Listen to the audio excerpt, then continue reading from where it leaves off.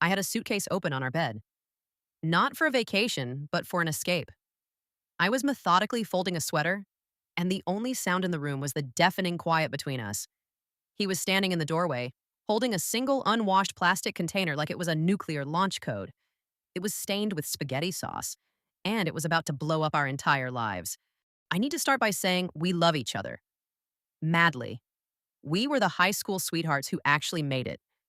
We survived college, terrible first jobs, and my questionable experimental cooking phase in 2017.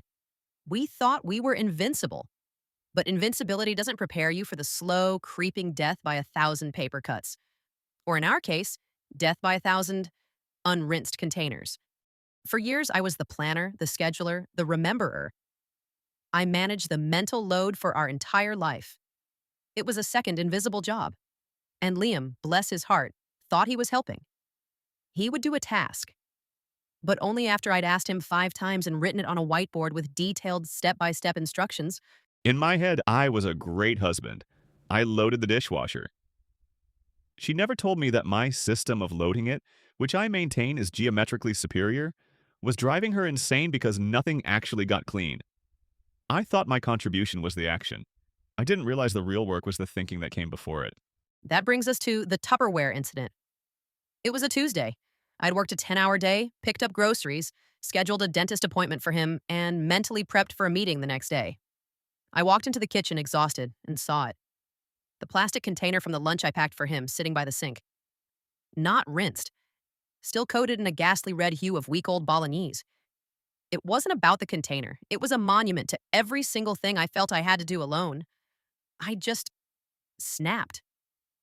I didn't yell. I think what scared him is that I was eerily calm.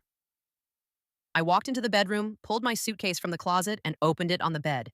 He looked at me with the suitcase wide open and said, "Why don't you just throw it out?" And in that moment, I felt a tidal wave of every single unspoken frustration. He didn't see the problem. He saw an object that could be discarded, just like I felt my feelings could be. I just looked at him and said, "I think I need to go stay with my sister." That's when the world stopped. The stupid red-stained container in my hand suddenly felt like it weighed 1,000 pounds. It wasn't about the plastic. It was about the woman I loved, the architect of our entire life, quietly packing a bag because I wasn't seeing her. I was just seeing problems to be fixed. I expected him to argue, to get defensive. But he didn't. He put the container down, walked over, and didn't try to stop me. He just sat on the floor at the foot of the bed and looked up at me. It was the first time in months he looked truly present. Clara, what does it feel like to be you right now? And I just crumbled. I sat on the floor with him, and for the next 4 hours, I told him everything. Not just about the chores, but about feeling invisible. About being lonely, even when he was in the same room. I unpacked my heart instead of my suitcase. We didn't solve everything in one night, but we found the starting line again. We came back to each other. And the next morning, I got up and scrubbed that Tupperware until it looked brand new. We still have it. We call it the sacred container of understanding. It sits on my desk as a reminder. 1. The fight isn't about the thing. So many of our conflicts are symbolic. When your partner is upset about something small, the heart-wise approach is to ask, what does this small thing represent to you right now? 2. The burden of the mental load. True partnership isn't just dividing tasks, it's sharing the mental energy it takes to run a household. For a relationship to thrive, both partners must be co-managers, not just one manager and one employee. The power of listening to understand, not to reply. This is the cornerstone of emotional intimacy.